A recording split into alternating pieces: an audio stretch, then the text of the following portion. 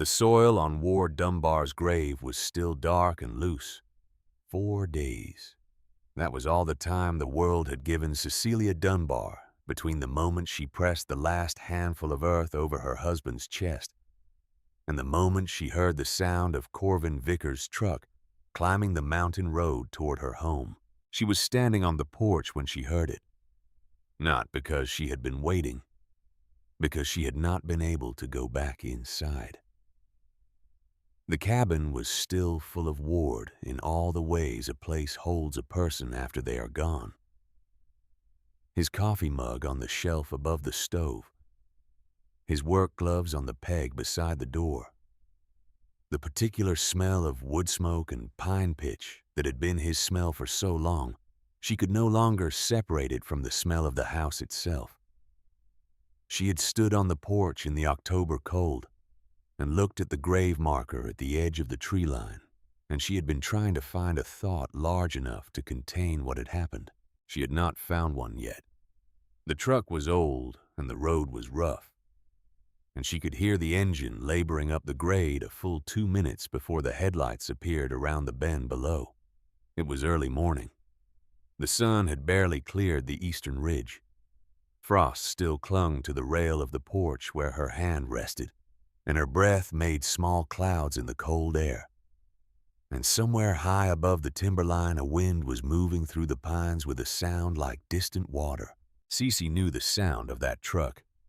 She had known it for 20 years, the particular rattle of the rear quarter panel that Corvin had never bothered to fix, the way the engine coughed on steep grades because he ran it lean. She had heard it 100 times coming up this road, always on the occasions when Ward was home and Corvin wanted something. She had never once heard it and thought, he is coming to see how we are. She watched it come. She did not go inside. She did not move from the porch rail. She stood in the cold morning with her hand on the frost-covered wood, and she watched Corvin Vickers park his truck in the yard and get out. And she watched the second door open. And she watched Sheriff Boyd Cutler step down from the passenger side, with his hat already on his head, and his thumbs already in his belt, in the posture of a man who has been told to look official. Corvin did not come to the porch steps. He stopped in the yard. He was 57 years old and built like a man who had spent his life doing the kind of work that kept him strong, without making him careful. Broad through the shoulders, heavy in the hands, with a face that had the particular quality of a man who had practiced looking reasonable for a long time and had gotten good at it. He did not bring flowers. He did not say, "I am sorry for your loss." He reached into the front pocket of his canvas coat and brought out a folded envelope and held it at his side. Cece said, "Ward has been in the ground 4 days, Corvin." She said it quietly, not as an accusation, as a statement of fact, the way a doctor states a condition. Here is what is true. Here is what is present in this room. Corvin looked at her with the patient expression of a man who has arrived prepared. He said, "I know that, Cece. I am sorry for it. But there are things that have to be addressed, and waiting does not make them easier." He held out the envelope. She came down the porch steps slowly, not because her legs were uncertain, because she wanted to look at his face while she crossed the distance between them. She had spent 40 years reading people first in the emergency rooms of the county hospital, in the valley below then, in the mountain communities where she had driven her truck twice a week for the second 20 years of her career. Going to the people who could not come to her, she had learned to read faces the way other people read road conditions to see what was coming before it arrived. What she saw in Corvin Vickers' face was not grief. It was the expression of a man who had been waiting. She took the envelope. Inside were 2 documents. She unfolded the first one slowly, her eyes moving through the language which was legal language, the kind that is designed to be clear and dense at the same time, to say exactly what it means while making the meaning difficult to dispute. The first document described a debt. A gambling debt, it said, incurred by Ward Dunbar over a period of years, secured against the property known as the Dunbar Homestead on Blackwood Ridge, Garfield County, Colorado. The amount was specific. The terms were specific. The date of the securing agreement was specific. She read the date. She read it again. Ward had been diagnosed with his heart condition in the fall of 2019. She had driven him to the cardiologist herself. She had sat in the office and listened to the doctor explain what the scans showed and what it meant. And on the way home, Ward had been quiet for a long time. And then he had said, "I am not going to let this mountain go while I am still breathing." And she had said, "You are not going to let anything go." And he had squeezed her hand. The date on the debt agreement was November of 2019. 6 weeks after the diagnosis. She kept her face neutral. This was a skill she had acquired in her first year of nursing in the emergency department, when she learned that patients read the faces of the people treating them for information that the words had not yet delivered. A face that showed what it knew too early was a face that could not be trusted with difficult situations. She unfolded the second document. It was an authorization for property transfer.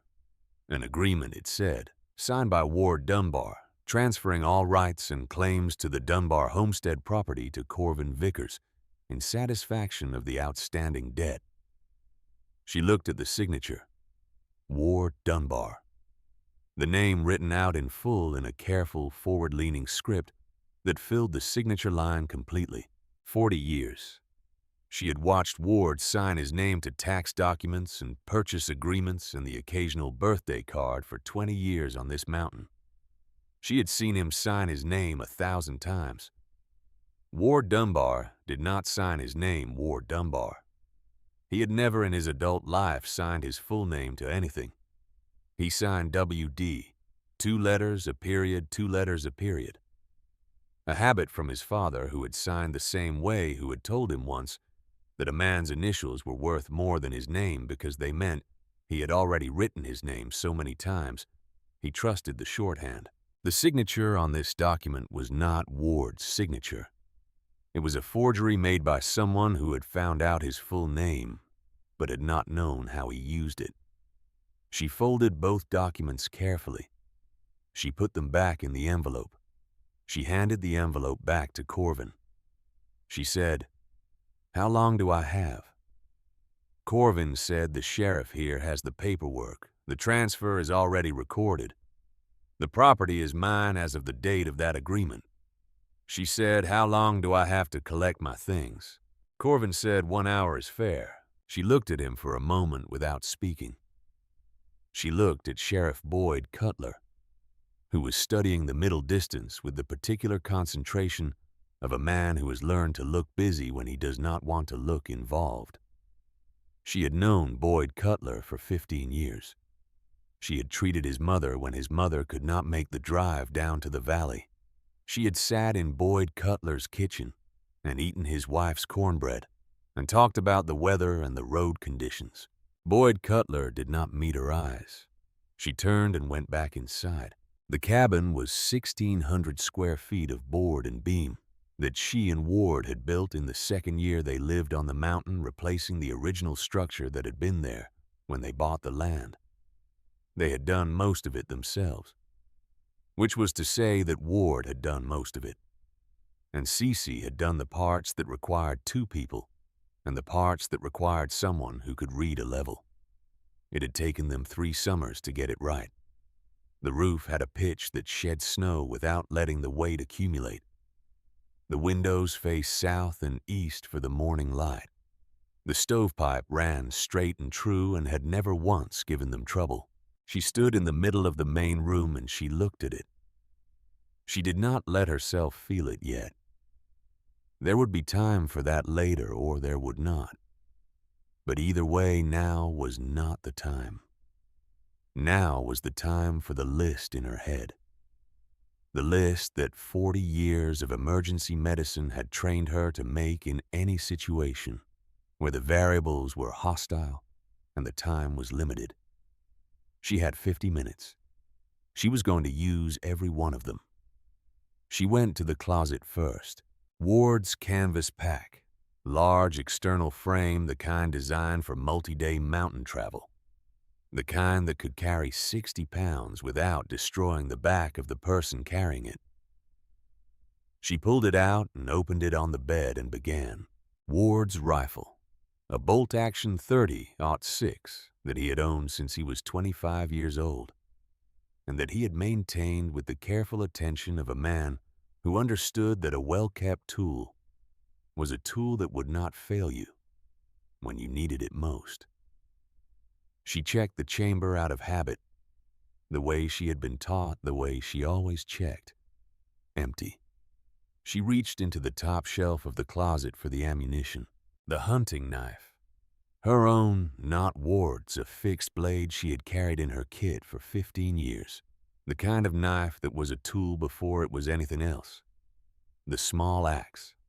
Ward's kept sharp with a hickory handle he had replaced himself 2 years ago. The cast iron pot. The one she used for everything, seasoned black, capable of being used over a fire without a grate. If she built the fire correctly. The medical kit. She had maintained it herself for 20 years of mountain nursing, restocked it twice a year. Knew its contents the way she knew the contents of her own hands. She added it to the pack without opening it. 2 wool blankets. The heavy ones, not the decorative ones on the guest room bed. The working blankets from the cedar chest at the foot of her own bed. The ones that had been used in this house for actual cold rather than for looking warm. Food. She went to the pantry with the focus of a woman who has done triage 1,000 times. Not everything. The things that would last and the things that would give the most value per pound. Dried beans, flour, salt. Matches 3 boxes. Coffee. A jar of rendered lard. Dried fruit. The jerked venison Ward had made in September that was hanging in the cold corner of the pantry in a cloth bag. She did not take photographs. This was a decision she made consciously and quickly. The way she made medical decisions by identifying what the situation required rather than what she felt. The photographs were real and they mattered. And they belonged to her in every way that an object could belong to a person. But they were also weight she could not carry and emotion she could not afford right now. She would carry them in her memory instead. Memory was the one thing Corvin Vickers could not put his name on a document and take away. She did not take the wedding quilt. She did not take her mother's dishes. She did not take the small wooden box on Ward's side of the dresser that held the things he had kept close to him. His father's watch, the arrowhead he had found on the ridge, the summer they moved up here, the photograph of the 2 of them from the first winter.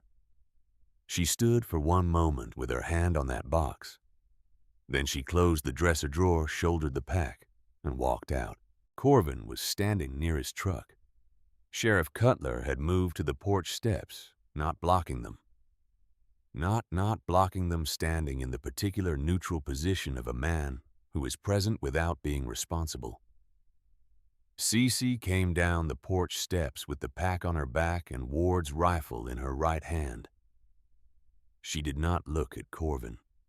She did not look at Boyd Cutler. She walked across the yard toward the tree line. Corvin said, "Cece, there is nowhere to go up there. The passes will be closed by end of month." She kept walking. He called after her. He said wolves are hungry this year. She did not turn around. She walked into the trees and she kept walking. And the cabin disappeared behind her. And the sound of the truck engine starting disappeared behind that. And then there was only the sound of the mountain, the wind in the pines and the creak of the aspens, losing their last leaves in the October cold, and the sound of her own boots on the frozen ground, and the weight of the pack, and the list in her head that was already moving to its next section. Because she was not walking away. She was walking towards something. Ward had shown her Devil's Throat in the 4th summer they lived on the mountain. He had been checking a fence line on the upper property, and she had gone with him because it was a good day, and they were in the habit of going places together when they could. He had taken her up through the timber above the timberline across a talus field that required careful walking, and along the base of a limestone formation that ran east to west across the upper face of the ridge, like a wall. He had called it Devil's Throat because of the way the entrance looked. A narrow opening in the rock face, vertical, wide enough for a person to enter sideways, but not much more the kind of gap that looked like nothing from 10 feet away, because it was half hidden behind a fold in the limestone and a growth of old juniper that had rooted in a crack in the rock. Inside, he had said the space opened. He had found it by accident 20 years before she met him, when he was still running trap lines on the upper ridge and had been caught in a 3-day storm with inadequate shelter. He had stumbled into the entrance in the dark and found himself in a dry cave, large enough to stand in, large enough to sleep in, with a natural chimney in the dome of the ceiling, where the rock had fractured along an old fault line, and the gap ran all the way to the surface. He had survived that storm because of that cave. He had never told anyone else about it. He told Cece. He told her the way he told her things that mattered not with ceremony, but with precision. The way you pass on the information a person might need someday. He showed her the entrance the way the fold in the rock hid it from below. He showed her the chimney crack in the dome, showed her how the draft worked. Cold air sinking in through the entrance, warming slightly over the stone floor, rising to the chimney. He showed her where the springs seeped through the east wall in wet years, a reliable source of water even in winter if you knew where to press your hand against the rock. He had said, "I hope you never need this, but I want you to know where it is." She had filed it away the way she filed medical information, precisely and completely, in the part of her mind reserved for things that might matter when other things were failing. That was 18 years ago. She had been walking for 4 hours when she reached the talus field. The pack weighed 52 pounds. She had estimated it before she left the cabin, running the numbers in her head, the way she had learned to estimate patient weights and medication doses, with the comfortable approximation of long practice. 52 pounds was within her range. She had carried more in her years of mountain nursing, carrying equipment to people in places where vehicles could not go. The talus was harder than it had been in summer. The stones were frost-rimed, and the gaps between them were invisible under a thin skin of early ice. She picked her way across it, slowly testing each placement, before committing her weight, using the rifle as a staff in the way Ward had taught her, the butt against the rock for stability on the steep sections. She did not hurry. Hurrying on talus was how ankles broke. A broken ankle at this altitude in October with winter coming was a death sentence. She crossed the talus in 40 minutes. The limestone formation appeared above her as she entered the upper timber, a gray wall running east to west, in the way Ward had described the rock face, bare and pale against the darker color of the mountain behind it. She followed it east, looking for the fold in the rock, looking for the juniper. She almost walked past it. The juniper had grown in the 18 years since Ward had shown her. What had been a modest shrub was now a substantial growth, and the fold in the rock behind it was less obvious than she remembered. She stopped and looked at the wall carefully.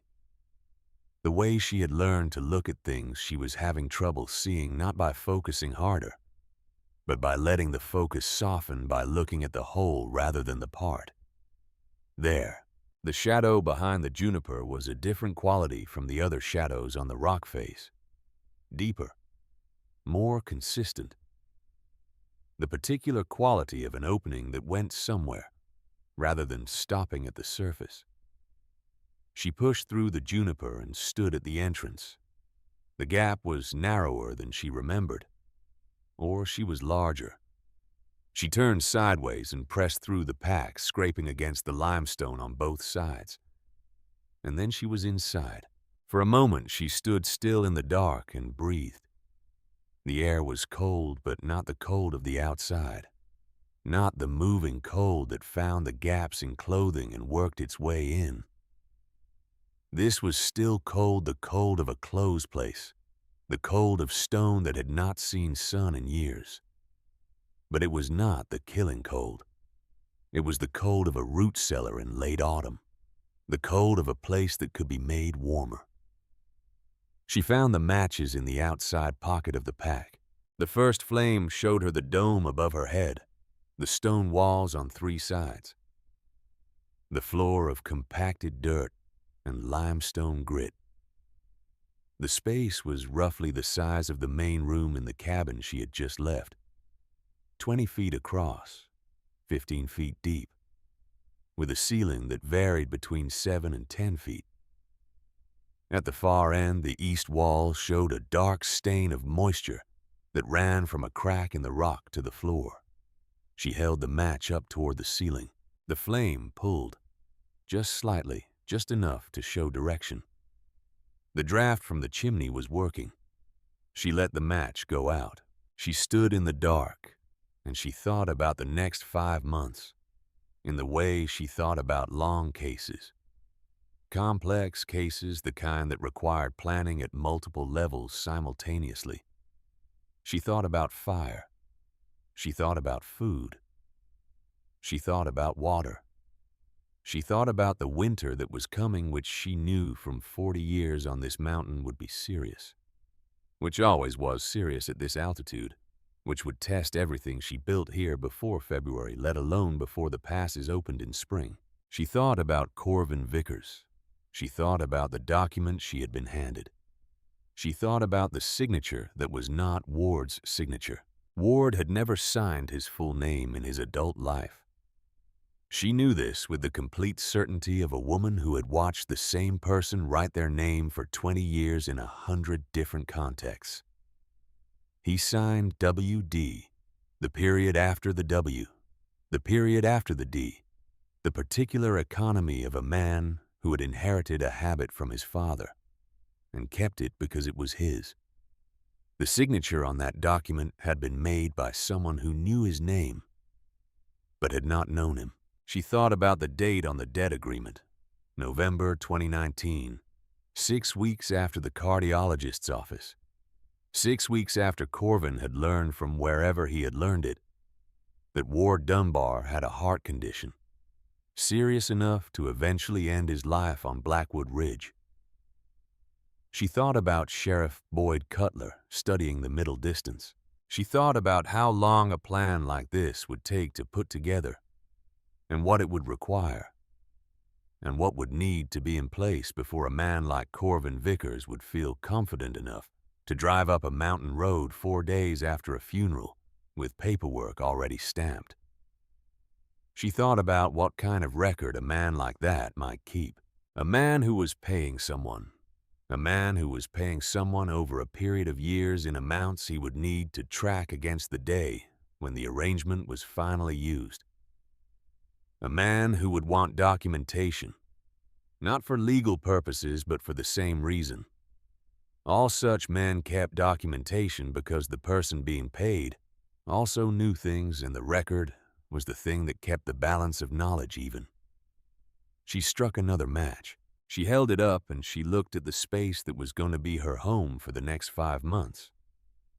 And she began to plan, not because she had accepted what had been done to her, because she understood something that Corvin Vickers did not understand. Survival was not the opposite of justice. Survival was the prerequisite for it. She was 63 years old. She had spent 40 years keeping people alive in conditions that were trying to kill them. She had done it with inadequate equipment and inadequate sleep and inadequate time. And she had done it on the side of a mountain in the dark more than once. She was not soft. she had never been soft. Ward had known that. It was part of what he had loved about her, the particular toughness of a woman who had chosen to be useful in hard places. The mountain was hard. The mountain was also what she knew. Corvin Vickers had made his calculation based on what he understood about a 63-year-old widow alone on a mountain in October. He had not made his calculation based on what she actually was. That was his mistake, not hers. She let the second match go out. She stood in the dark in Devil's Throat, and she listened to the mountain. The deep, slow sound of rock and cold, and the movement of air through a fissure that ran from the interior of the earth all the way to the surface, sky above her head. Then she took out the third match, and she began to build. The first thing she did was fire. Not a large fire. Not yet. A small fire carefully placed directly beneath the chimney crack, built from the driest material she had. The pine needles she had collected from the floor of the talus approach, and the handful of birch bark she had stripped on the way up, knowing she would need it. The fire served two purposes.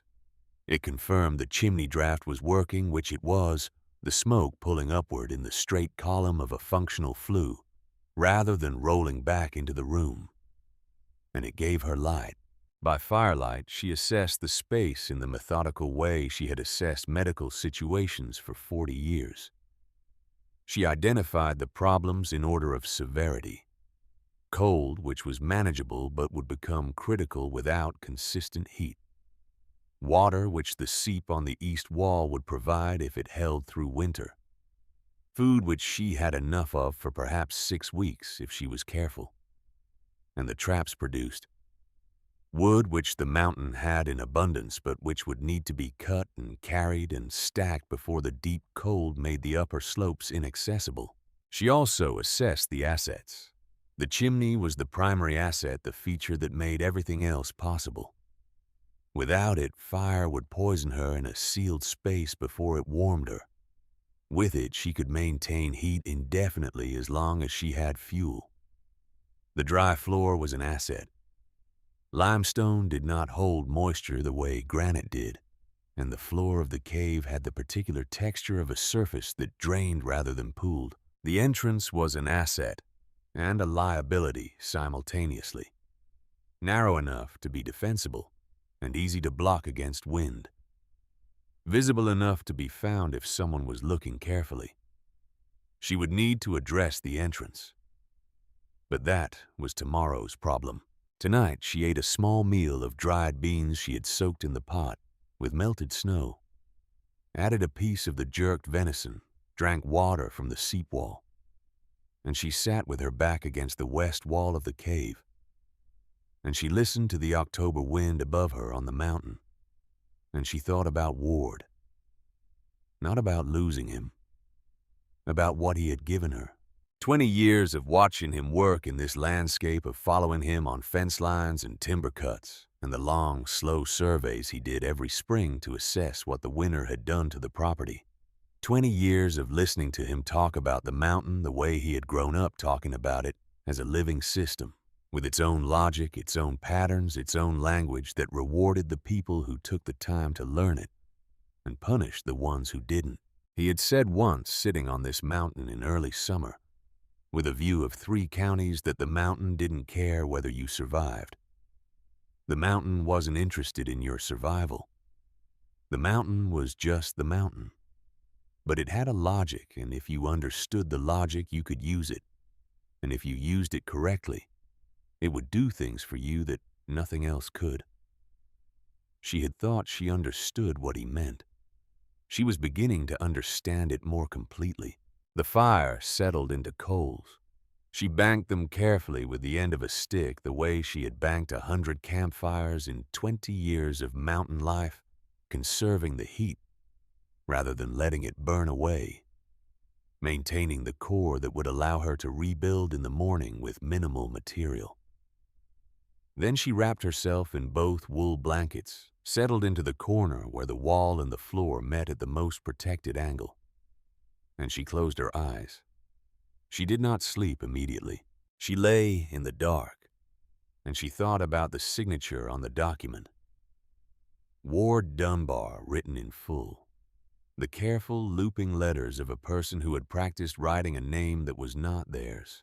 She thought about what Corvin Vickers was doing right now in the cabin she and Ward had built with their own hands.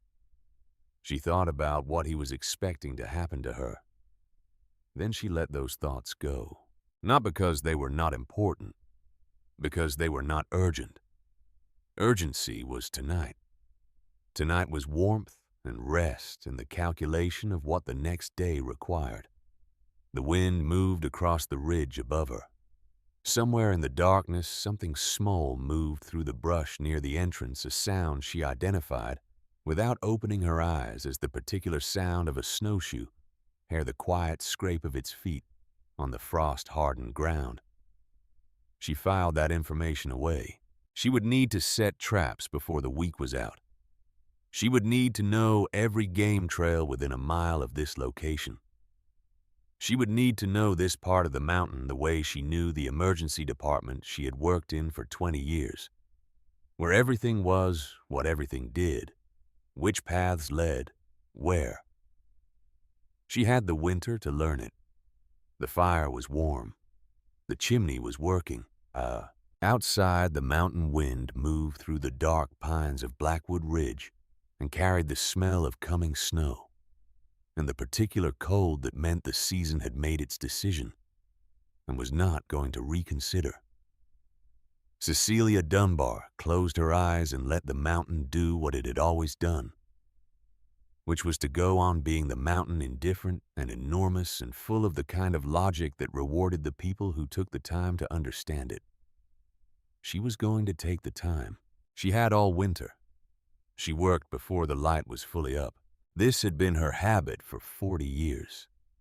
The habit of a woman who had learned early that the hours before the world made its demands were the hours that belonged entirely to the person who was awake enough to claim them.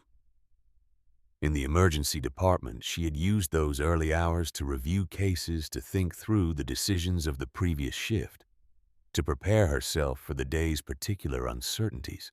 On the mountain with Ward, she had used them to walk the property, to check the animals, to stand at the edge of the ridge and watch the valley below come gradually into color as the sun cleared the eastern peaks. Here in Devil's Throat, she used them to build. The axe work started on the third day when she had established enough of a routine inside the cave to begin thinking about the weeks ahead rather than just the hours. The dead timber on the north-facing slope below the timberline was what she needed, the standing dead ponderosa and lodgepole that had been killed by beetle kill over the past decade, wood that was dry all the way through because it had been dead long enough, wood that would burn hot and steady without the hissing and spitting of green wood that wasted heat as steam. She felled the trees with Ward's axe. The small one, not a felling axe, but adequate for the diameter of what she was taking. She kept the cuts low and angled the way Ward had taught her so the stump shed water rather than collected it, and the wood around it stayed sound. She worked in a pattern that moved her further from the cave each day and then brought her back to it, carrying load after load up the slope in the canvas pack, her shoulders burning by noon and beyond, caring by mid-afternoon. She counted each load. This was the nurse in her. Quantify what you have. Know what you need. Work toward the number rather than working until you are too tired to work. The number she had calculated was 180 loads, which was an approximation based on the burn rate of a small fire maintained 16 hours a day for 150 days, with a margin for the deep, cold weeks when the fire would need to run hotter. It was a number that made her chest tight when she first arrived at it, and then became a target, something to move towards, something that converted despair into arithmetic. By the end of the first week, she had 32 loads stacked in the interior of the cave, piled along the west wall. in the careful, alternating pattern that maximized the stack's stability and the air circulation within it. 32 out of 180. She kept working. The traps came next. She set them on the second day before the axe work started, because she understood from experience that traps required time to become part of the landscape, that animals noticed the disturbance of a new trap and avoided it for the first several days, until the human smell faded and the surrounding environment closed around the intrusion and made it ordinary. The sooner she set them, the sooner the traps would begin producing. She set 20 traps on the first round using the deadfall design Ward had shown her on a camping trip years before, the simple 3-stick mechanism that required nothing but the right stones and the right placement. She set them along the game trails she found by walking the slope in the early mornings, when the frost preserved the tracks, the fine-printed trails of hares, and the heavier impressions of grouse, the occasional larger track that told her about the deer that were moving through the lower timber.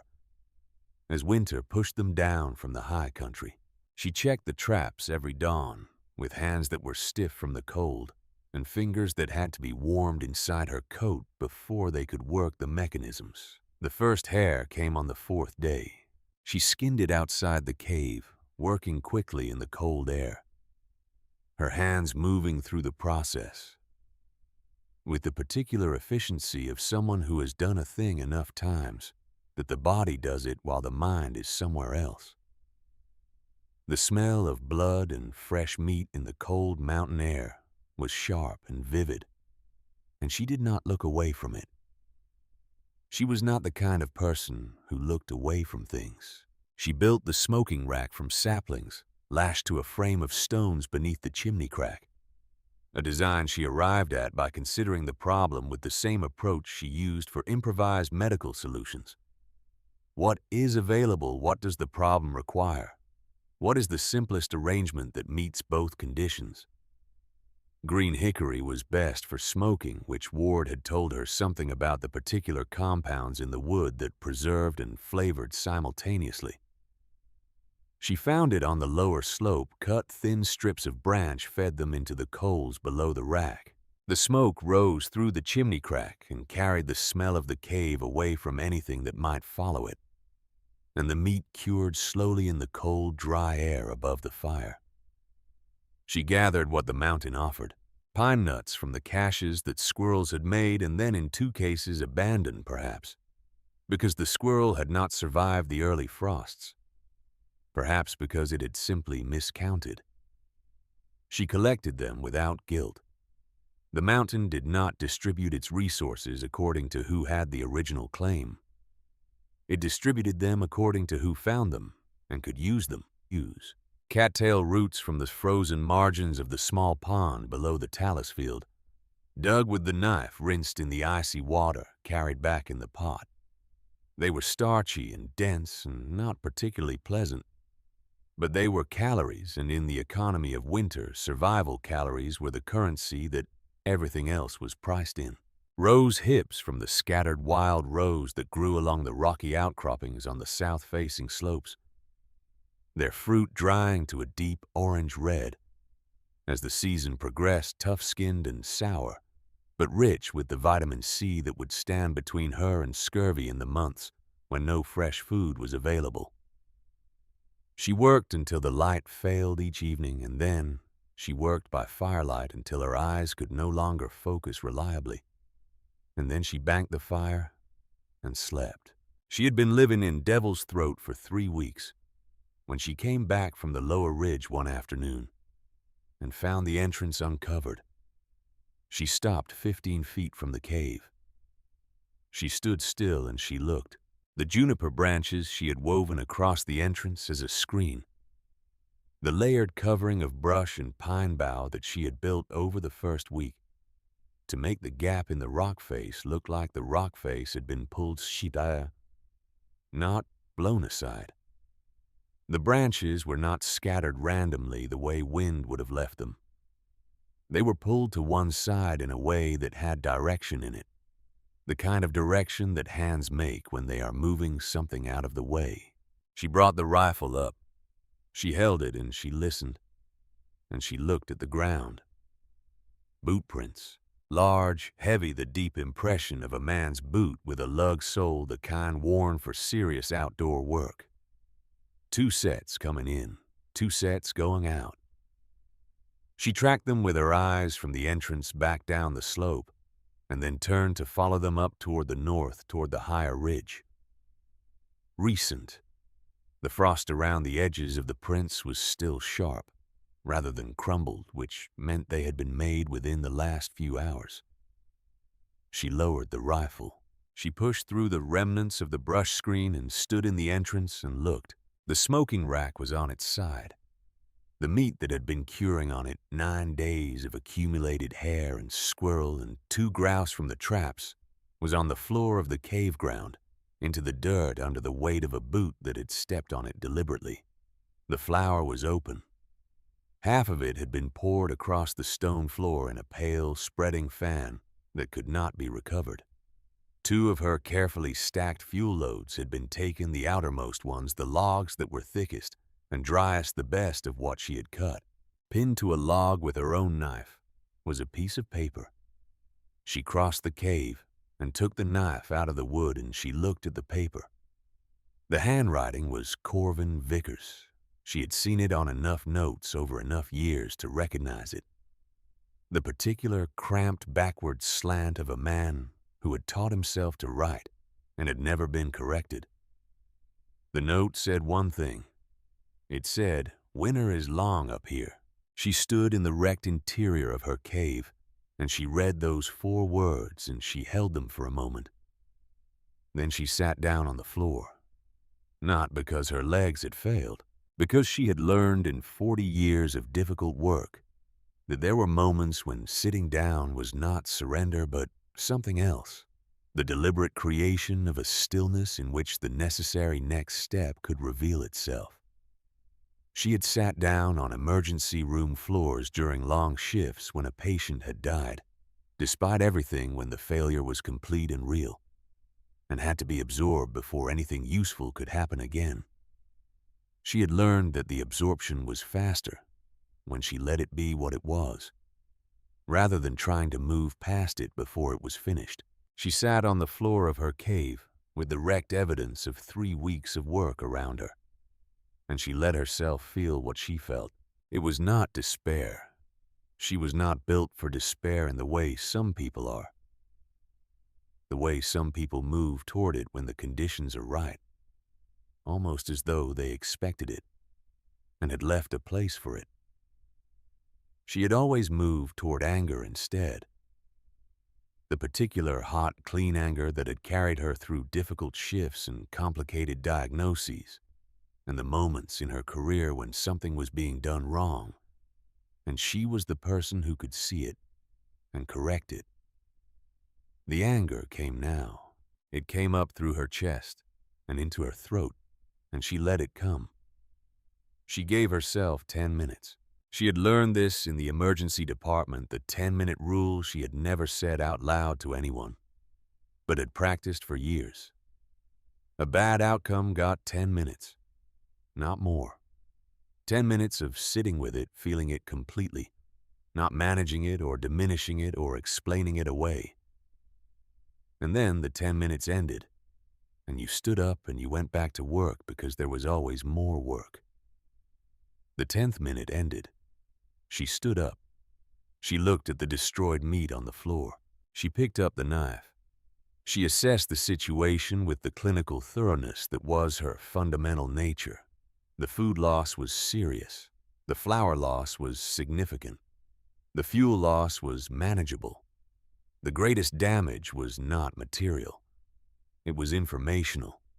Corvin knew where she was.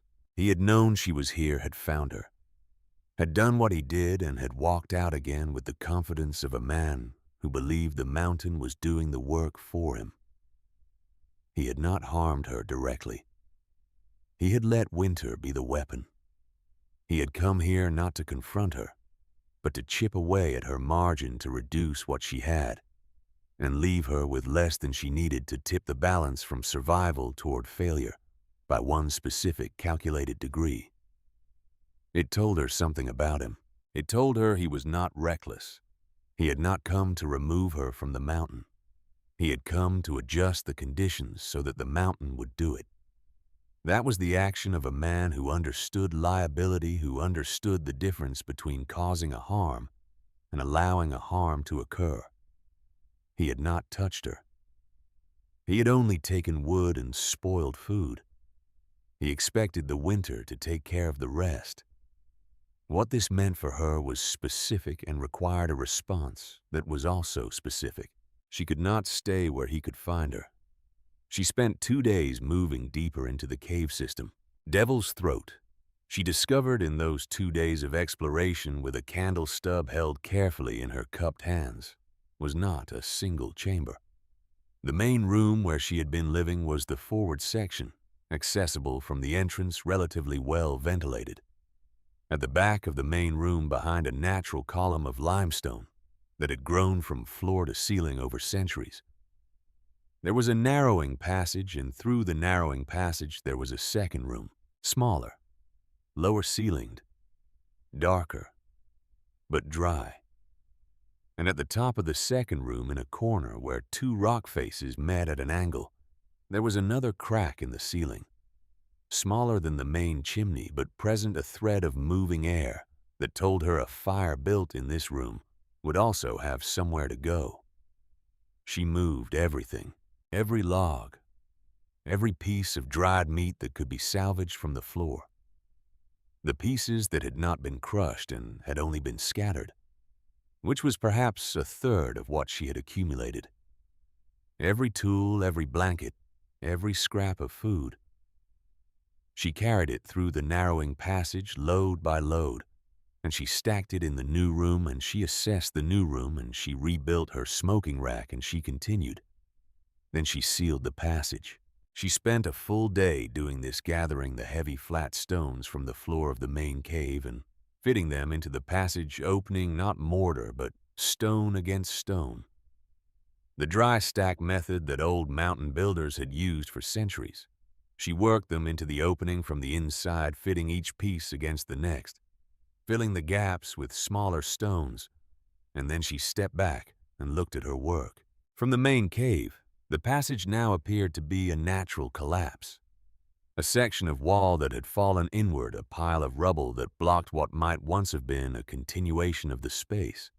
If Corvin came back with a light, he would see the main cave empty and apparently abandoned, and a blocked passage that looked like something the mountain had done on its own. She lived in the second room like a ghost. She went out only in the dark. She had always disliked this, the loss of the light, but she adapted quickly because the alternative was losing more of her supplies to a man who was treating her survival as a logistical problem. She checked her traps in the hour before dawn, moving by the particular half-dark that preceded the sunrise on clear nights when the snow on the ground reflected the starlight and made the mountain luminous. She cut wood higher on the ridge where the beetle-killed timber was denser and where Corvin was less likely to go because the slope was steeper and the footing was treacherous. She set new traps above the cliff faces in the narrow corridors between the rock outcroppings where the hares moved through when the lower slopes became too exposed. November stripped the mountain to its bones. The aspens were long bare. The high grasses had gone to nothing. The sky had the particular quality of late autumn in the Rockies, a clarity that was also a warning, the air so dry and cold that it carried sounds farther than normal, and the sun so low and pale that it gave light without warmth, a presence without effect. She felt the pressure change on the 28th of November. She had been outside the upper entrance of the cave system, the small hatch she had made by removing a section of the stone seal from inside, checking the sky the way Ward had taught her to check it.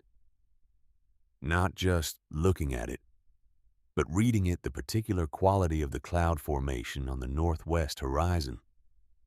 the way the wind had dropped in the last hour to a stillness that was not peaceful, but expectant. The sky to the northwest was a color she had not seen before in 20 years on this mountain. Not gray, not the blue-gray of ordinary incoming weather. Purple. A deep, bruised purple that ran from the horizon upward and was overtaking the pale blue of the rest of the sky with the deliberate speed of something that had decided. Ward had described this once. He had said there is a color the sky turns before the real ones. You will know it when you see it, because it looks wrong. Too dark, too still, too quiet. Everything goes quiet first. Everything had gone quiet. She went back inside, and she pulled the last of the wood she had cut into the interior through the hatch, and she sealed the hatch from inside with the flat stone she kept beside it, and she checked the fire, and she checked her supplies, and she sat down, and she waited. The storm arrived 6 hours later. It did not arrive gently. She heard it before she felt it. A sound that began as something distant and became something enormous without any of the intermediate gradations that ordinary storms move through. The wind hit the ridge above her with a force that transmitted itself through the rock. A vibration she felt in her feet through the cave floor. A sound that was simultaneously the sound of air moving and of something solid being tested. Then the world above her disappeared. She could not know this precisely. She was inside the mountain, but she felt it in the quality of the silence that replaced the sound after the first hours of the storm's arrival, when the initial violence had settled into something sustained and permanent. The silence was the silence of burial, the silence of a surface that had been covered. 5 days. That was how long the storm lasted in its full intensity, though she could not count the days precisely, because the darkness inside the back chamber of Devil's Throat was the same darkness at noon as at midnight, and she slept in pieces rather than stretches, waking to feed the fire, sleeping again, waking to eat, sleeping again, her sense of time dissolving into the rhythm of the fire, rather than the rhythm of the sun. She managed it. She managed it because managing it was the only option available, and she was constitutionally unable to accept a situation she could not manage.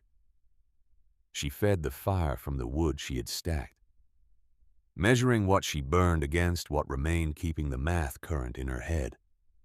She ate carefully. The dried meat and the pine nuts and the root meal she had prepared from the cattail roots ground with a flat stone against the cave floor, into a paste that cooked into something resembling a dense flat bread over the fire. She talked. She had not planned to do this.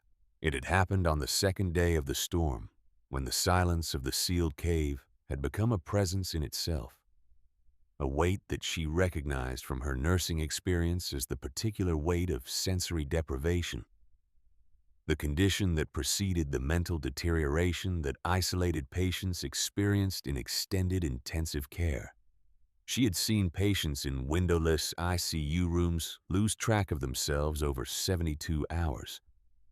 She had always understood it academically. She understood it now in her body.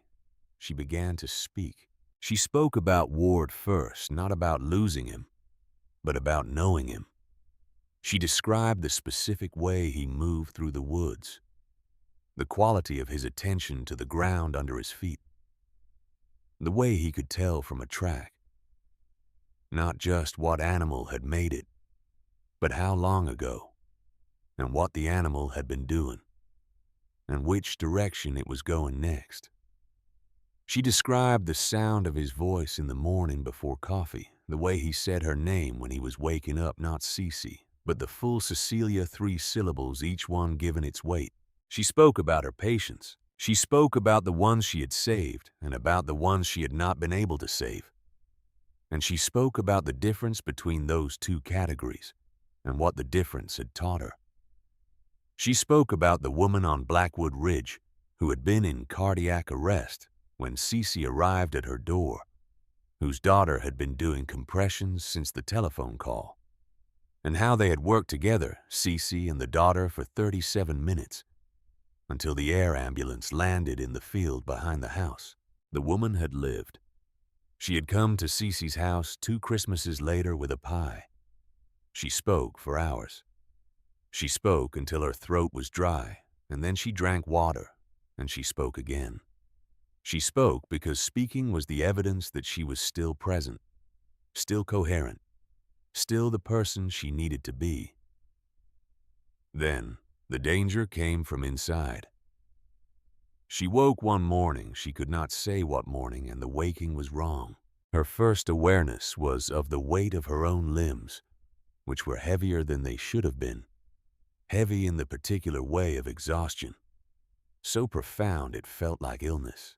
Her second awareness was of her head, a pain behind her eyes that was dull and consistent, and located precisely not the sharp pain of dehydration or the diffuse pain of prolonged cold, but something specific, something she recognized. Her third awareness was the fire. She opened her eyes. The fire was burning wrong. She had been a nurse in places where gases were a hazard for long enough to know the color of a fire that was burning in compromised air. A normal firewood and oxygen burned with the colors of the fuel, and the air working together, yellow and orange and white at the core, the colors of a complete reaction. The fire in front of her was burning blue, not the entire fire.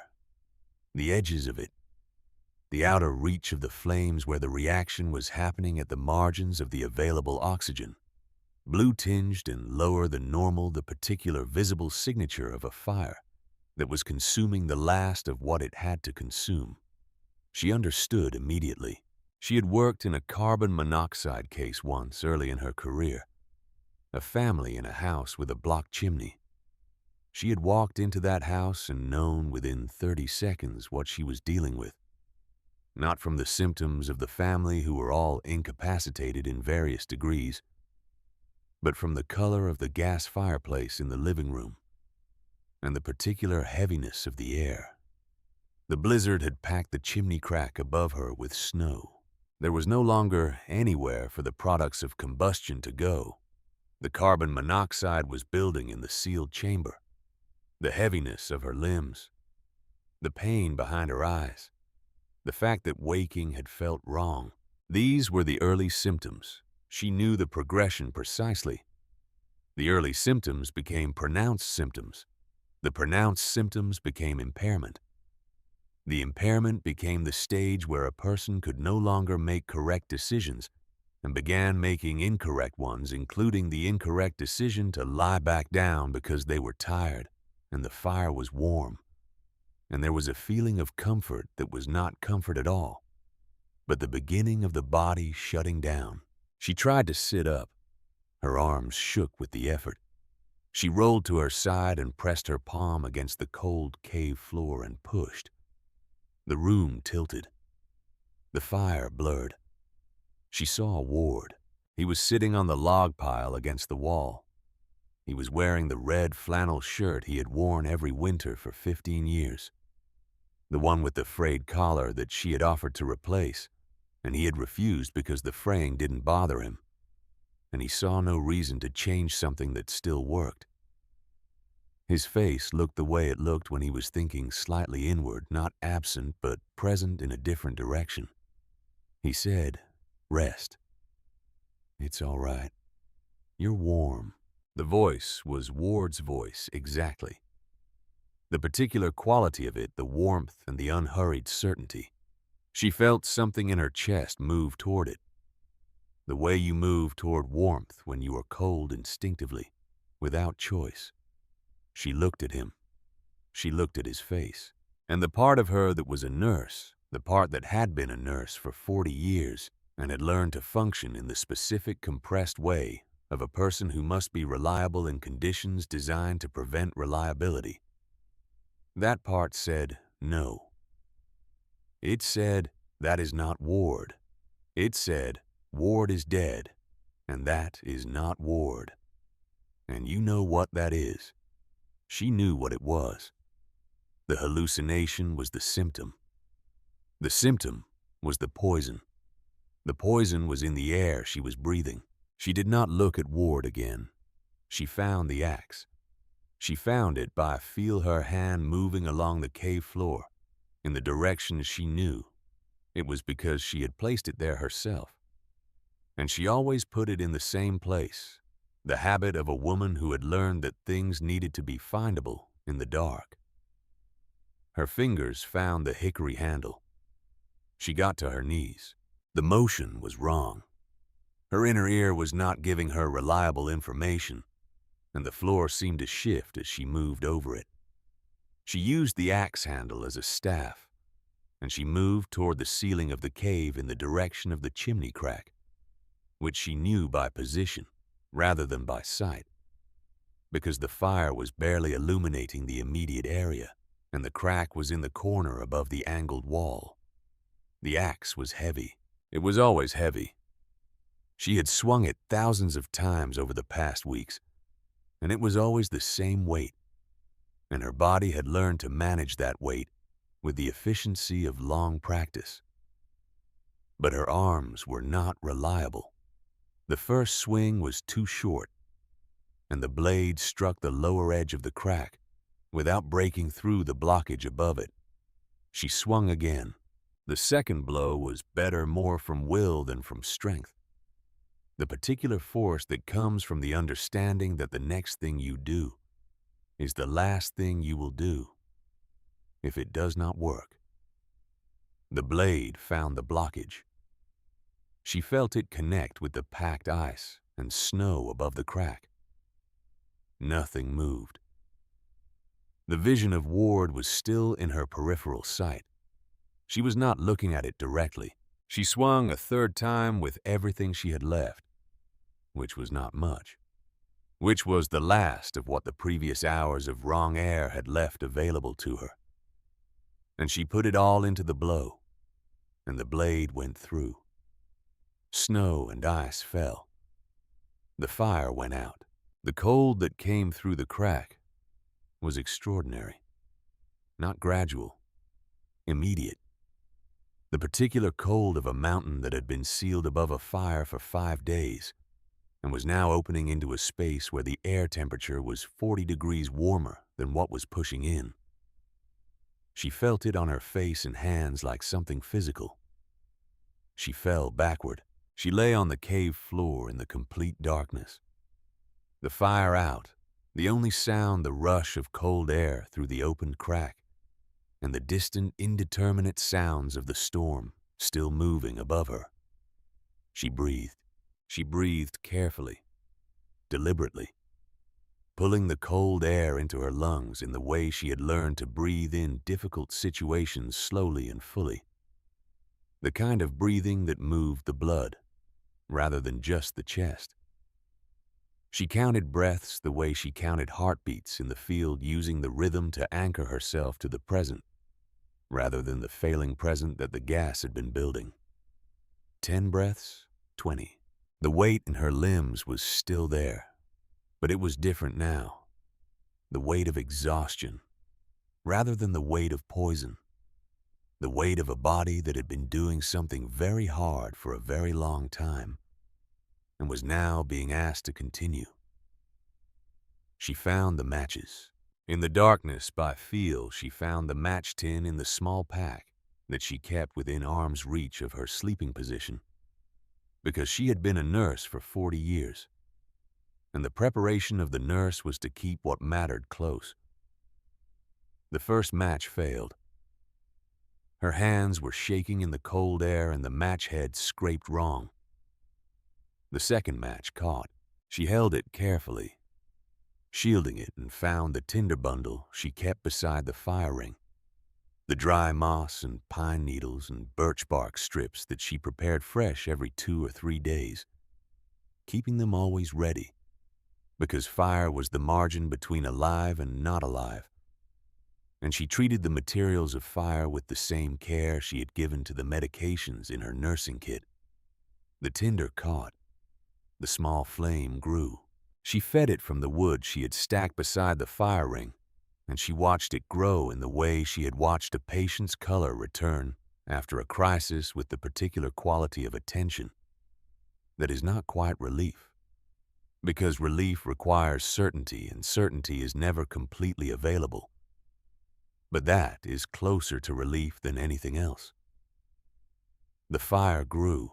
She sat beside it with her blankets around her shoulders, and she breathed the cold, clean air that was coming through the chimney crack, and she waited for the trembling in her hands to slow.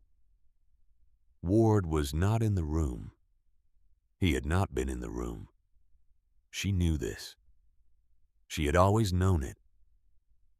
But she allowed herself in the quiet after the crisis had passed to speak to him anyway, to say what she would have said if he had been there. She said, "Not yet." She said it quietly to the cave wall, to the fire, to the mountain above her that had been trying to teach her something for weeks, and that she was finally beginning to understand completely.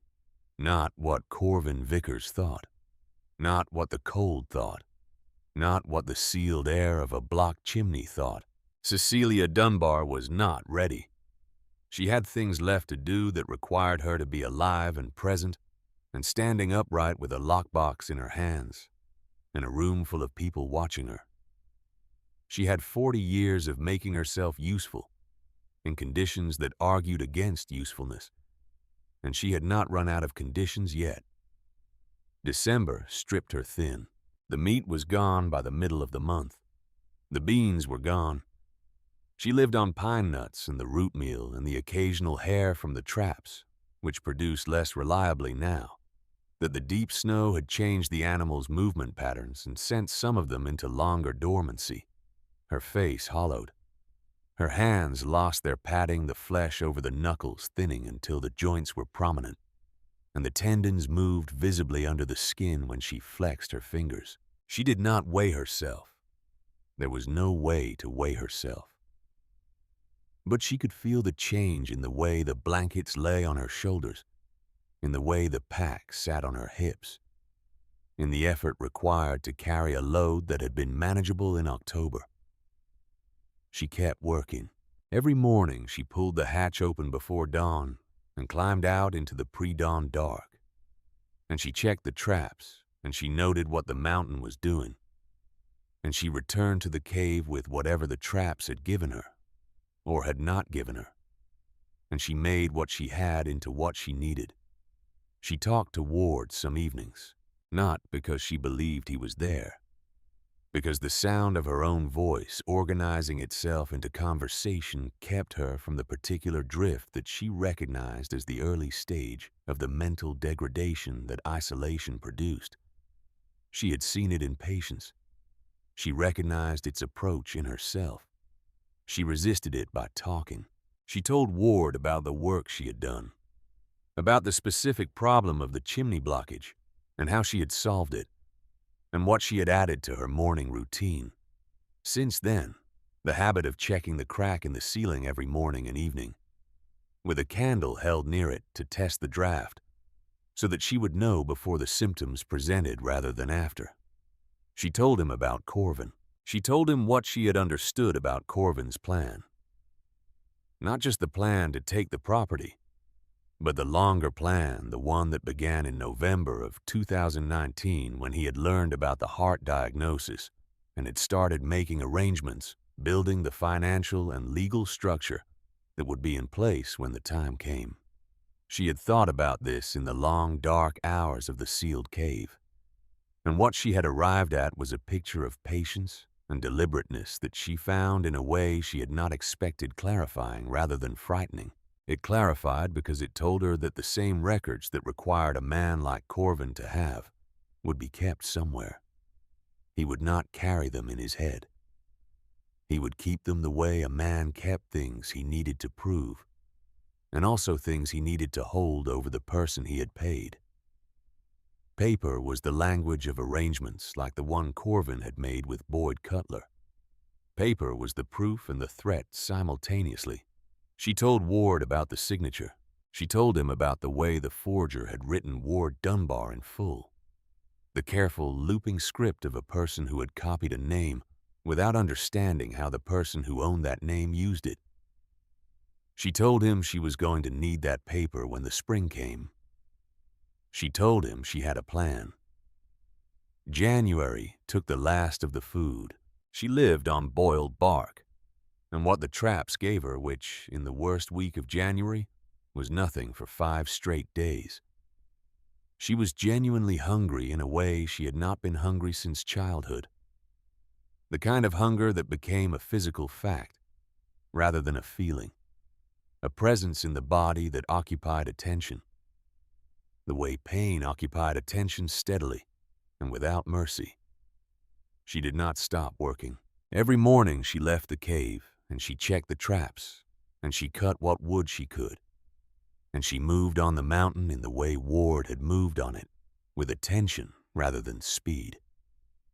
Reading the surface of the snow for what it had to tell her about what had moved through in the night. What was coming through tomorrow. What the mountain was doing and where its resources were. She found the deer on a Tuesday in the 3rd week of January, a young doe that had come down from the high country ahead of a cold front, and had made the mistake of taking shelter under an overhang that was also where the mountain lion came to rest. She had not seen the lion. She had seen the evidence of it, the tracks in the snow, and the particular disruption of the surface that told a clear story about what had happened, and how long ago. The lion had eaten its fill and left. What it had left was enough. She spent the rest of that day in the cold, processing the carcass, her hands moving through the work with the efficient thoroughness of long experience, taking everything the deer had to offer. The meat and the fat and the hide and the sinew, all of it. Nothing wasted, everything with a purpose. She carried it back to the cave in 3 trips. She rebuilt the smoking rack. She went back to work.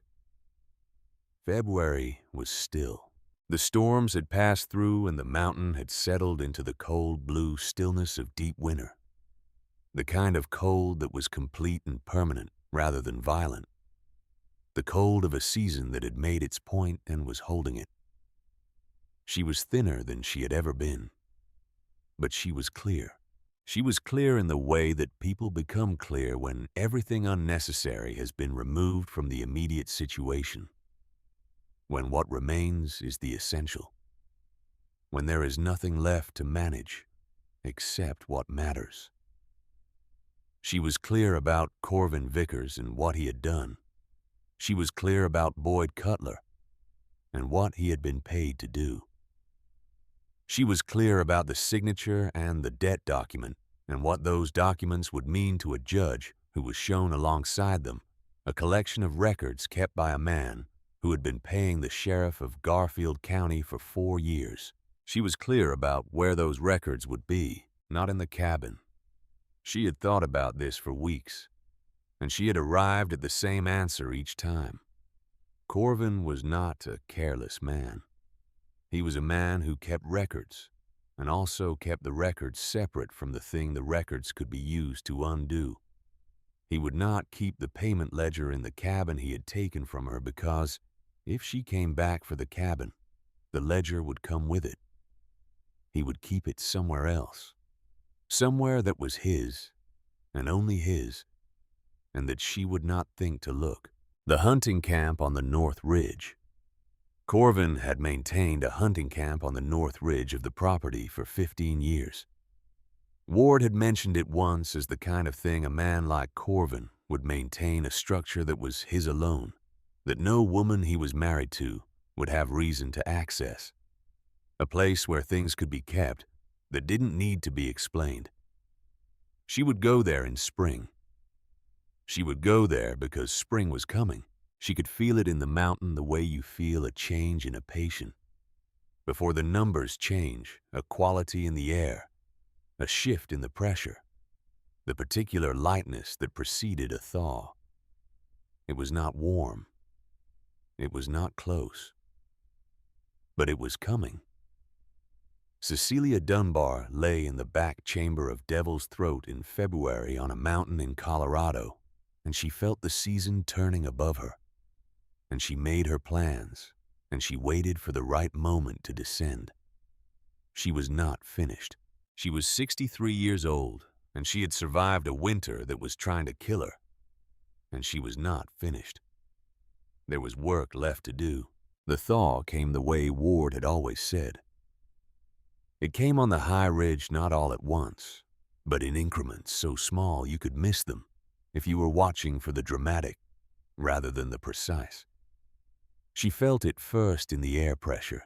She had been monitoring it the way a ship's captain monitors a barometer, not with instruments, but with the accumulated sensitivity of 20 years of living at altitude, where pressure changes were the most reliable advance notice of what the sky intended to do. The pressure in February had been the pressure of deep winter. Stable and settled, the kind that held conditions fixed for days at a time. In the first week of March, something in that stability changed, not dramatically. A loosening, a quality in the air that was less held, less certain of itself. She lay in the back chamber of Devil's Throat and she noted it. Then she noted it again the next day, more pronounced. On the 5th of March, she climbed out through the hatch in the pre-dawn dark, and she stood on the surface of the mountain for the first time in nearly 3 weeks, having gone out only briefly in the deepest cold to check the traps and retrieve what they gave her, and return. She stood on the crusted snow in the darkness, and she breathed the air, and she looked at the sky to the south. The stars over the southern peaks had a quality she recognized, not the sharp blue-white of deep winter stars, which had a brittleness to them, a quality of light through extremely cold and extremely dry air. These stars were slightly softer at their edges, the difference small, but present the difference between glass and water. The air above the southern peaks was holding a fraction more moisture than it had been holding a week ago. She stood in the dark and she breathed, and she thought about Ward. She thought about the way he had stood at the edge of their property in early March of every year they had been on this mountain and looked at the sky in the particular way he looked at things he was trying to read, not just seeing but asking a question and waiting for the answer.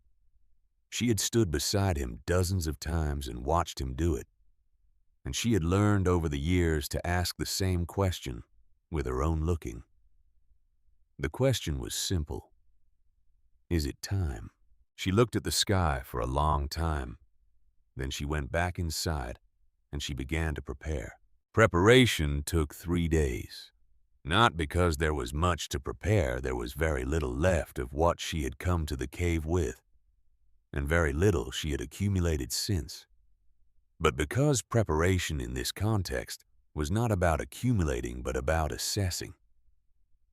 She took inventory of what she had.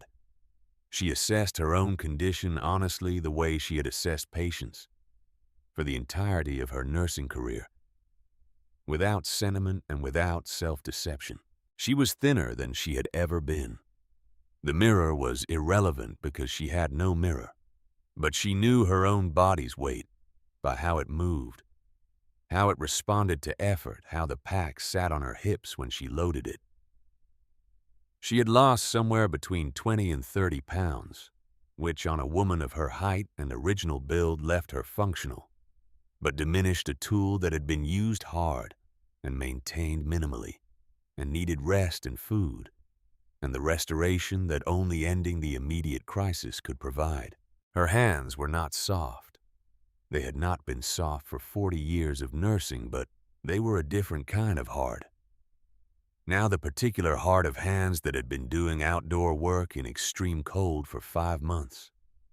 A hardness that ran deeper than skin into the tendons and the joints. They worked. They were reliable. They were not what they had been. Her mind was clear. This was the assessment that mattered most. She had been watching it for 5 months. The way she watched the fire, checking its condition against a baseline, noting any deviation. She had been clear in February, and she was clear now. The hallucination of Ward in the carbon monoxide crisis had been a symptom, not a failure. She had recognized it for what it was while it was happening. That recognition was the proof the clarity was intact.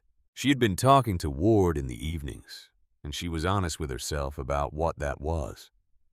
Not grief made pathological. Not a woman who had lost her grip on reality. A woman who understood the difference between talking to herself and believing she was being heard, and who had made a deliberate choice to use the form of conversation. Because conversation was the cognitive tool she needed in that context. She was clear. She loaded the pack. Ward's rifle, the ammunition that remained, which was more than she had expected when she counted it. The combination of careful shooting and the fact that she had not needed to shoot much. The traps having been her primary source of meat. The knife, the axe. The medical kit, diminished but present. The remaining food, which was 4 days' worth if she ate carefully. And the mountain did not offer anything additional on the way down. She left the blankets. She left the smoking rack and the stone structure of the fire ring and the stacked remnants of the wood she had cut and the careful system she had built to manage the chimney draft. She left them because she was not coming back, and because they were the kind of thing the mountain could have. The kind of thing that might someday be useful to someone else who found this place and needed it. She put the hatch stones aside and she climbed out into the morning. March on the high ridge of Blackwood was not warm. The snow was 3 and 4 feet deep in the open areas and deeper in the drifts behind the outcroppings and the surface crust that had formed during the cold, clear days of late February, supported her weight in places and did not in others, which made the walking unpredictable and slow. She had made crude snowshoes from branches, and the rawhide she had cut from the deer hide in January, and they helped enough to make the difference between passable and impassable on the open slopes. She went to Ward's grave first. It was not on the way down. It was on the way to the cabin, which was slightly east of the direct descent, and she added the time without deliberation, because it was the only thing she needed to do before anything else. She had been thinking about it for months. Not obsessively, but consistently, the way a person thinks about something they intend to do when the time is right. The time was right. The grave was beneath 3 feet of snow. The marker invisible, but she knew exactly where it was. The way she knew the location of anything she had placed with intention and attention. She brushed the snow away from the marker with her forearm, the piece of granite she had carried from the creek bed, and set against the base of the ponderosa at the edge of the tree line, the one with the natural crease in its face that she had carved his initials into with the knife. W.D. His initials, not his full name. The shorthand that had been his signature for 40 years, and that some forger had not known about. She stood at the grave for a while. She did not speak at length.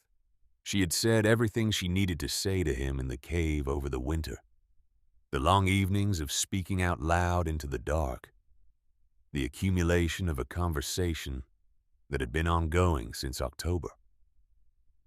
What remained was not unsaid, but unsent the particular transaction of presence that required being at the right location. She said, "I found what you left me." She meant the cave. She meant the knowledge he had spent 20 years giving her about this mountain and its systems and its logic.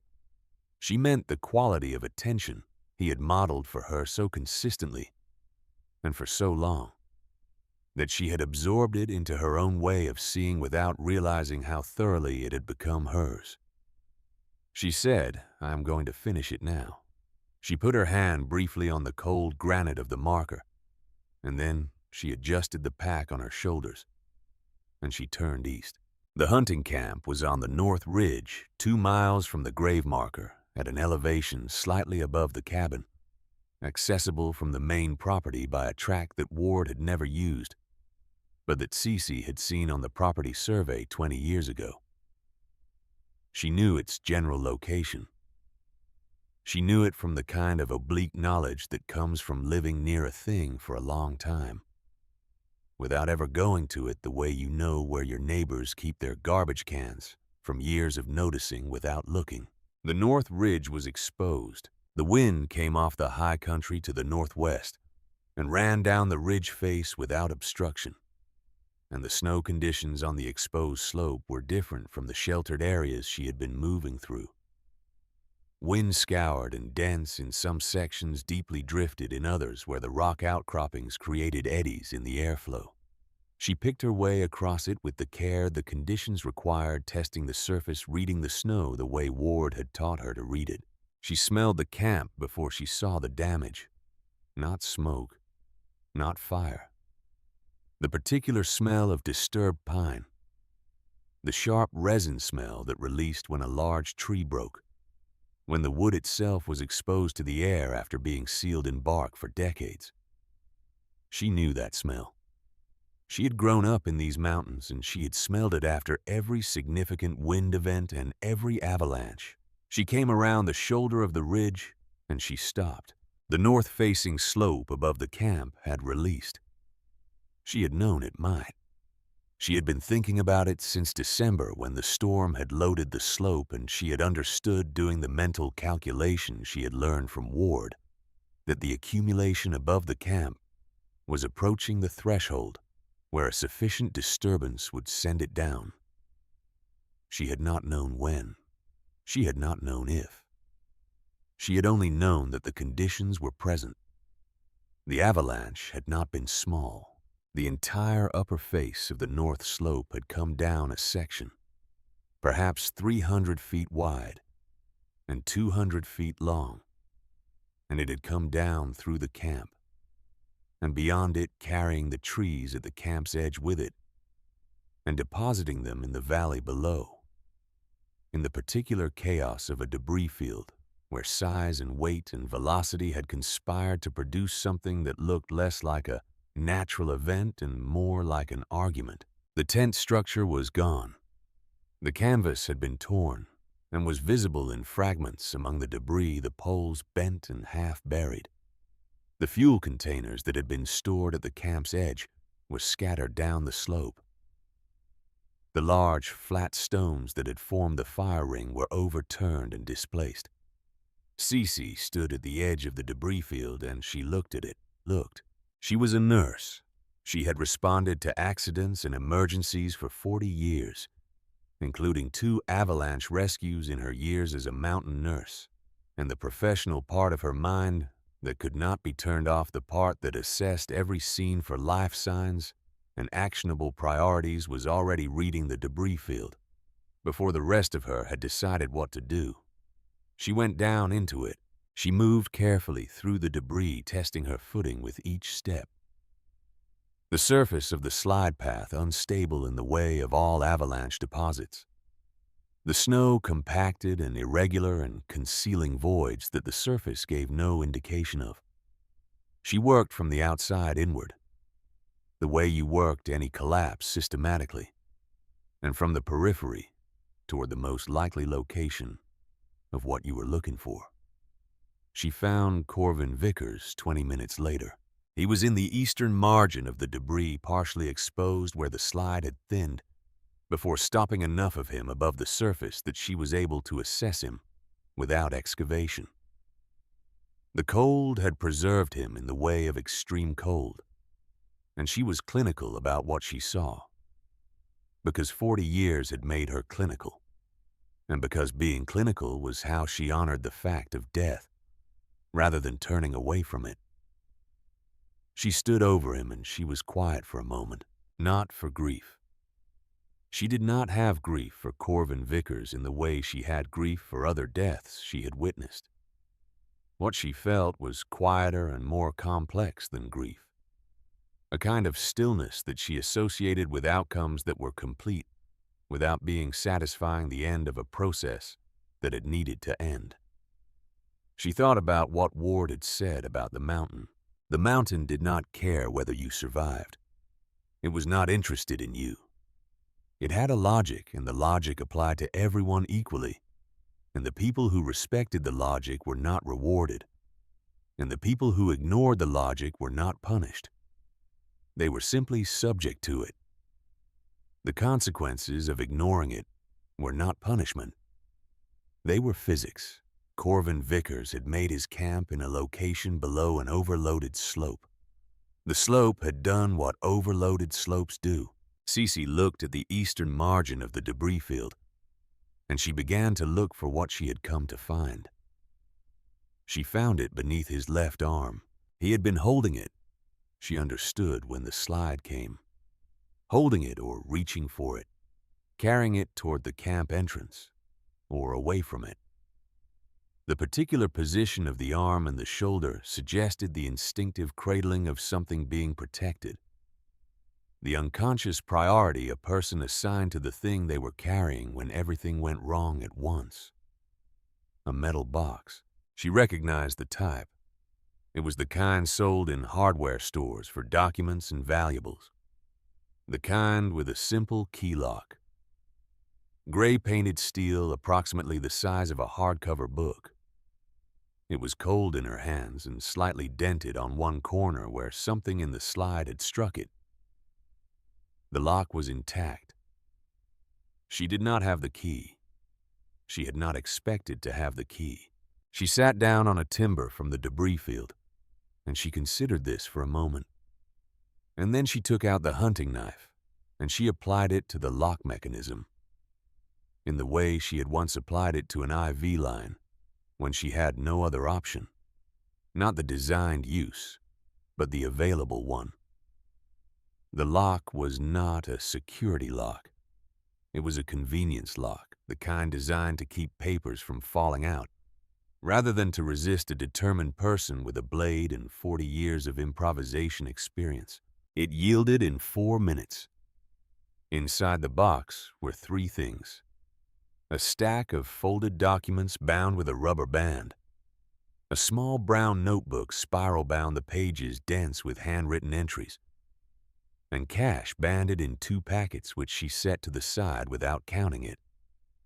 She took the documents first. She unfolded them and she read in the March mountain light, which was thin and pale but adequate. The sky above the ridge clear in the way of post-storm days in the Rockies, the kind of clarity that came after the weather had said everything it needed to say. The first document was the original deed to the Dunbar homestead, not a copy. The original, the one that had been filed with Garfield County when she and Ward had purchased the land 23 years ago. The one with the county recorder's stamp and the original signatures and the legal description that ran for 3 pages and described the property boundary in the precise language of land law. Ward's signature was at the bottom. She looked at it. W.D. 2 letters, a period. 2 letters, a period. His initials exactly as he had signed everything in his adult life, exactly as his father had signed before him. She looked at the forgery document that Corvin had presented to her in October, which she had been carrying in her memory for 5 months, with the precise retention of a nurse who had learned to hold medical information without distortion. Ward Dunbar, written in full. The looping, careful script of someone who had found out a name, but had not known how it was used. The second document in the bundle was the debt agreement, the one dated November 2019. She read it again carefully. The language of a manufactured debt, the terms designed to appear legitimate, the signature at the bottom that bore no relationship to the signature of the man it was supposed to belong to. She set the documents carefully back into the box. Then she opened the notebook. The first entry was dated February of 2019, not November. February. She read slowly, and she understood as she read that Corvin Vickers had not begun his planning in response to the heart diagnosis. The diagnosis had accelerated. It had moved it from contingency to active. But the foundation had been laid earlier. The first entry described a conversation with Boyd Cutler over what the notebook called an arrangement regarding the eventual disposition of the Dunbar property. The amount agreed upon was specific. The terms were specific. February 2019, 8 months before Ward's diagnosis. She sat with this for a while. She sat with the understanding that Corvin had been planning this before Ward was sick, that he had been building the structure that would eventually be used to take the property, before there was any immediate reason to believe the property would become available. He had simply anticipated. He had looked at the situation, his brother's land and his brother's age and his brother's wife and the trajectory of a life on a mountain, and he had decided to prepare for an outcome he intended to bring about when the moment was right. The payments recorded in the notebook ran from that first entry in February 2019 through December 2023. Regular amounts to Boyd Cutler, documented in the careful shorthand of a man who kept his own accounts. The last entry was dated 2 weeks before October, the month Ward died. She closed the notebook. She placed it in the box with the documents. She put the cash in the box as well, because it was evidence of the amounts and she was not going to take it for any other reason. She latched the box and she put it in the canvas pack. She stood up. She looked at the debris field around her, the avalanche scar, the overturned trees and displaced stone, and the thing at the field's eastern margin that had been Corvin Vickers. She said nothing. She adjusted the pack on her shoulders and she turned south, and she began the descent. The descent took most of the day, not because the distance was great, but because the conditions were what they were. March on the high ridge, the snow unpredictable and the slope demanding, and she was not moving the way she had moved in October when she had come up. She was moving the way a person moved at the end of 5 months of sustained difficulty, with the careful economy of someone who had learned exactly how much she had left and was not going to spend it carelessly. She came out of the timber below the property line in the early afternoon. The cabin was visible from 200 yards, and she stopped when she saw it. She had expected to feel something large when she saw it. She had been thinking about it for months. The specific structure of the building, the pitch of the roof and the way the south windows caught the light, and the particular angle of the porch rail that Ward had gotten right on the second attempt after the first version had been slightly off and bothered him until he rebuilt it. She had thought about all of this in the cave in the long, dark evenings, and she had thought that seeing it again would be a significant event. What she felt was quieter than she expected, not less. Quieter. The cabin was a building. It was a building she had built with her husband and lived in for 20 years, and that had been taken from her by a man who was now dead on the north slope. It was material. It was real. But it was not what she had been. It was not what she was. The building had remained while she had gone away and become something she had not been before. October, something more stripped down and more fundamental. And the reunion between who she was now and the building that had been hers was quiet rather than dramatic, because the building had not changed, and she had. She walked toward it. The door was unlocked. She did not go inside immediately. She stood on the porch for a moment, and she looked at the yard, at the tree line, at the place where the grave marker was visible, at the edge of the property. She looked at the mountains above her Blackwood Ridge and the high country beyond it, where she had been living for 5 months. The particular terrain of it familiar now in the way that intimate familiarity differs from knowledge. The difference between knowing the name of a place and knowing every stone on its floor. She had lived inside that mountain. She had earned its terrain the way things are earned through endurance rather than purchase. She went inside long enough to take what she needed, and then she set out for town. She had thought about the drive, and then she had thought about the condition of the road. The county road would be plowed had certainly been plowed since February, but the track from the cabin down to the county road had not been maintained and might not be passable in the truck, even if the truck started after 5 months of sitting in the cold. She had thought about this and concluded that she was walking into Blackwood Ridge, regardless of what the truck did.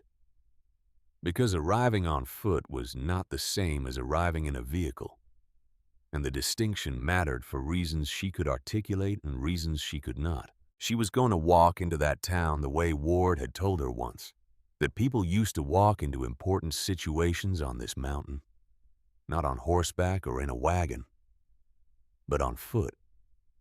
Because arriving on foot meant arriving without the resource of a machine, and therefore arriving as exactly what you were, which was a person who had walked there under their own power and intended to stand in front of whoever needed to be stood in front of.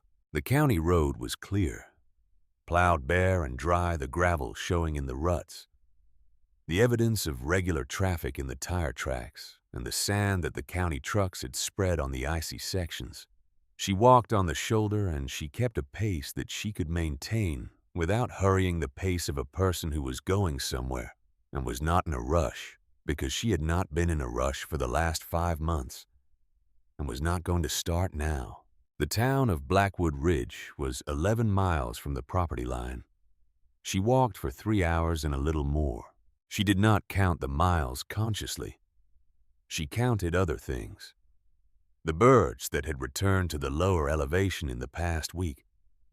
The mountain bluebirds that arrived in March in the valley below and worked their way upward, which she had not seen since October. The sound of the creek that ran beside the road in the lower sections, unfrozen now, and running with the sound of accumulated snowmelt, high and fast and purposeful.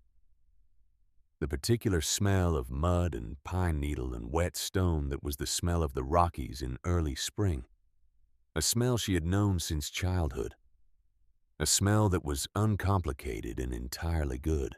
She thought about what she was going to say. She had been composing it since January, the specific words for the specific situation, the way she had always composed important communications in advance and with attention to precision. A nurse who said the wrong thing in the wrong moment could undo a correct diagnosis. A nurse who said the right thing said it once clearly and let it do its work. She arrived in Blackwood Ridge at 4 in the afternoon. The street that ran through the center of town had changed nothing in the 5 months she had been absent. The same buildings in the same positions, the hardware store and the diner and the post office and the small grocery. The same trucks parked in front of the same establishments. She walked through all of it, and she was aware that people were seeing her, that the people on the street and behind the windows were looking at a woman who had not been in this town since October, and who looked different from the last time they had seen her, and who was walking with the quality of someone who had been somewhere and was now back. She did not look at them. She walked to the sheriff's office. The door was unlocked. She pushed it open and stepped inside. Boyd Cutler was at his desk. She had known him for 15 years, and she understood his face the way she understood faces after a career of reading them for information. She watched him see her. She watched the sequence of recognition, and then the sequence of what happened after recognition. The particular recalibration of a man who had made a calculation about the probability of a certain event and was now confronting the failure of that calculation in real time. He started to speak. She walked to the desk and she set the metal box on it. He looked at the box. She said, "I did not die." 3 words. She had chosen them in January in the cave when the carbon monoxide had been building, and the ache behind her eyes had been the specific ache of poisoning. and she had pulled herself across the floor to the axe. She had chosen them because they were the precise statement of the situation, and because precision was the thing she had come to believe in above most other things, the quality that separated a useful response from an inadequate one. Boyd Cutler looked at the box, and then at her, and then at the box again. She unlatched the lid and she opened it on his desk and she turned it so the contents faced him. She did not speak for a moment. She let him look. She let him read the situation. The way she had let patients read a diagnosis, giving the information time to settle before the conversation that came next. He said, "Cece." She said, "I need you to call Judge Goss." He said her name again differently. This time, the name carrying the particular weight of a man trying to establish a register for the conversation, trying to find the version of it that was most manageable. She said, "Boyd, look at the notebook." She said it with the tone she had used for 40 years in emergency situations when a person was not doing the thing they needed to do, and the time available for not doing it was running out. Not loud, not aggressive. The tone of a woman who had been doing difficult things for a long time and understood exactly when the moment for conversation had ended and the moment for action had begun. He looked at the notebook. She watched him read it. She watched his face as he read. She had read faces for 40 years and she knew what she was seeing. She was seeing a man understanding that the structure he had been part of was now visible, that the visibility was not going to recede, and that the options available to him were fewer than he had believed they were an hour ago. She said, "Judge Goss." She said it the way she said necessary things once, clearly, without repetition, because repetition was the language of doubt, and she did not have doubt. He reached for the phone. Judge Rayford Goss arrived at the sheriff's office 45 minutes later. He was 67 years old and had been the county judge for 18 years. And she had appeared before him once, years ago, in a property boundary dispute that had been resolved in her and Ward's favor. He was a precise man, a man who read carefully and spoke carefully and who carried his authority without display, which was the kind of authority she trusted. He read the notebook. He read the debt document with the forged signature. He read the original deed. Then he looked at her for a long time in the way that people who are assessing something important look at it, without rushing the assessment. He said, "Where is Corvin Vickers?" She said, "North slope of the Blackwood property." She told him what she had found. He was quiet for a moment. Then he said, "Where have you been since October?" She said, "On the mountain." He looked at her and she understood he was taking her in the condition of her, the weight she had lost, and the particular quality of a person who had come through something and was still standing, not despite it, but because of it, which was a different kind of standing. He said, "Are you all right?" She said, "I need food and a bed and the return of my property." In that order. He almost smiled. It was a small movement, the compression of something more complete than he was going to express in this room, and she recognized it for what it was. A man encountering a situation that was outside his ordinary range of experience and responding to it with the particular restraint of someone who was taking it seriously. He turned to Boyd Cutler. What happened in the next hour was the institutional machinery of justice moving in the way it moved slowly, and with the friction of procedure, but unmistakably in a direction, the accumulation of small formal steps that added up to something that could not be undone. The call to the county attorney, the documentation of the lockbox contents, the formal questions and the formal answers. Cece sat in a chair against the wall, and she watched it happen, and she ate the crackers that someone had found in the desk drawer of the dispatcher's station and had brought to her without being asked because someone had looked at her and understood that she needed to eat. She ate them one at a time, and she watched. Boyd Cutler was disarmed by the county deputy who arrived at 5:20. The disarmament was quiet and procedural, the way such things were done when they were done correctly without theater or unnecessary force. The acknowledgement of a changed situation conveyed through action, rather than words. Boyd Cutler did not resist. He sat in the chair he had been sitting in, and he let the situation become what it had become. Arlene Vickers was brought in for questioning at 6. She arrived in the company of a neighbor who had been called to drive her down from the property, and she arrived with the particular composure of a woman who had been expecting something like this for some time and had made her peace with the expectation. She was not warm when she looked at Cece, but she was not hostile. She was the expression of a woman settling an account that had been open too long. Judge Goss signed the order at 7:15. He handed Cece the key to the cabin. He stood across the desk from her and he held it out, and she took it. And the metal was cold in her hand, the way all metal was cold in March on this mountain. The particular cold of material that had not been near a human body in some time, waiting to warm. He said, "I cannot imagine how you managed it." She looked at him. She thought about the cave, the chimney crack, and the fire she had built under it, and the traps she had set, and the carbon monoxide, and the axe in the dark, and the 5 months of making herself useful in a situation that had been designed to make her useless. She thought about Ward, and what he had given her, not just the knowledge of the mountain, but the patience to apply it, the quality of attention that turned knowledge into use. She thought about the 40 years before the mountain, the careers and the cases, and the long accumulation of a professional life spent keeping people alive in conditions that were trying to kill them. She thought about the forged signature and what it had not known about the person it was trying to erase. She said, "I did not manage it." She paused.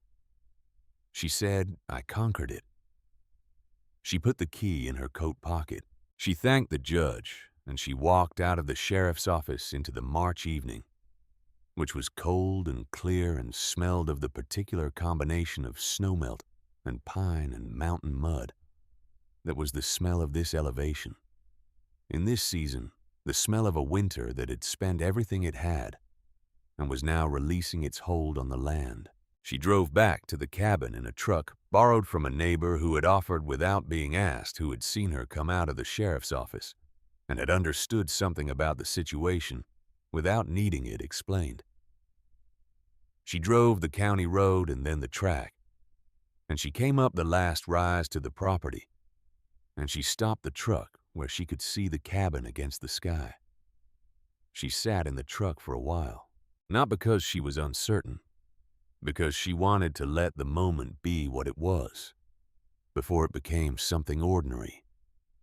The ordinary thing of being home which it would become, which it needed to become, which was the goal of everything that had happened since October. She wanted to hold it for a moment in its fullness before it became routine. The cabin was lit by the western sky behind her, the last of the March lights spreading across the high ridge in the orange and pink that followed the sun below the peaks in this season. And the buildings stood in that light, the way buildings built by people who understood their landscape stand as part of the scene rather than against it, shaped by the same forces and made of the same materials. Ward had built it to last. It had lasted. She got out of the truck. She walked to Ward's grave at the edge of the tree line, and she stood there in the last of the light. She did not speak at length. She had said what needed saying that morning on the north slope, and the saying had been what it needed to be, the close of a conversation, rather than the opening of another. She put her hand on the granite marker She said, "I am home." The wind moved through the high pines above the ridge, the particular sound of March wind in the Rockies. Not the killing sound of winter wind, but the sound of wind that was moving air, rather than moving cold air, that carried moisture and the promise of grass, and the particular renewal that came every year to this mountain, regardless of what had happened on it during the winter. The mountain did not care what had happened on it. That was not its nature. Its nature was to continue to apply its logic without preference or judgment, to present its conditions to the people who lived on it, and let those conditions reveal what those people were made of. It had been doing this for a long time before Cecilia Dunbar, and it would do it long after. But she had been on it this winter. She had been on it, and she had not been found wanting, and the mountain had not been an adversary. It had been a test the way Ward had always said it was, and she had passed the test not by defeating the mountain, but by understanding it, by applying the 40 years of accumulated knowledge and the particular attention he had given her, and the 63 years of a life built around being useful in hard situations. She went inside. The cabin was cold, and it smelled of absence, the particular smell of a space that had been closed and empty for months. Dust and the faint mustiness of a place that had not been breathed in. She did not mind it. She had been breathing cave air for 5 months. This was nothing. She found the matches in the kitchen drawer, where they had always been kept. She found the kindling in the box beside the stove, where it had always been kept. She built a fire. She built it the way she had been building fires for 5 months, not with ceremony, but with attention.